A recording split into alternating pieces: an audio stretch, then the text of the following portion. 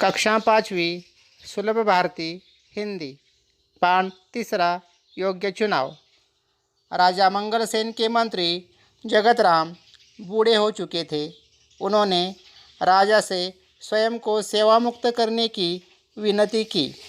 राजा मंगलसेन ने कहा, आप पहले अपने जैसे सेवाभावी, परोपकारी और ईमानदार मंत्री का चुनाव कर लीजिए, तभी आपको सेवा मुक्त किया जा सकता है। जगतराम ने आदेश दिया, राज्य में ढिंढोरा पिटवा दो कि राज्य के नए मंत्री का चयन अगले गुरुवार को किया जाएगा।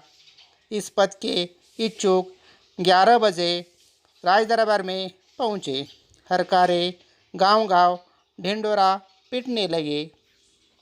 चयन वाले दिन राजदरबार की ओर जाने वाले मार्ग पर सुबह से ही नवयुवकों की भीड़ लग गई थी।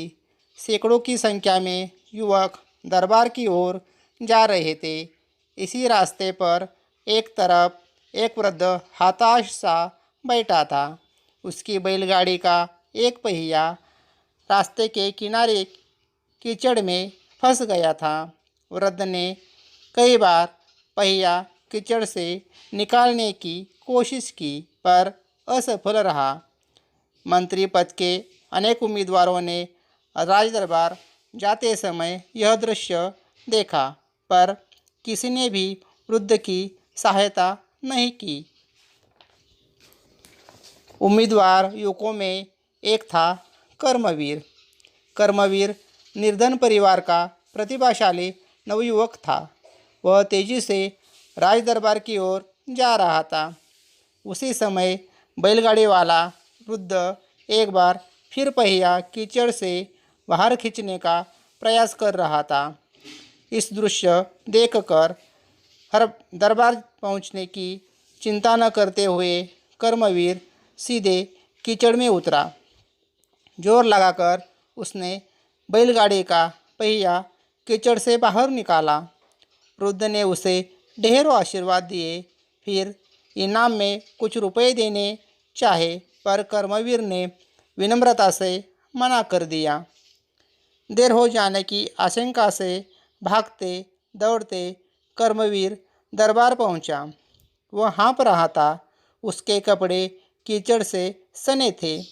सारे उम्मीदवार उसे देखकर हंसने लगे। तभी बैलगाड़ी वाला वृद्ध भी वहां पहुंचा। वह वृद्ध कोई और नहीं बल्कि स्वयं मंत्री जगतराम थे। उन्होंने सारी घटना राजा को सुनाई। फिर जगतराम ने राजा से कहा, महाराज, कर्मवीर में वे सारे गुण हैं जो राज्य के मंत्री के लिए आवश्यक है। सारी बातें जानकर राजा मंगलसेन बहुत प्रसन्न हुए।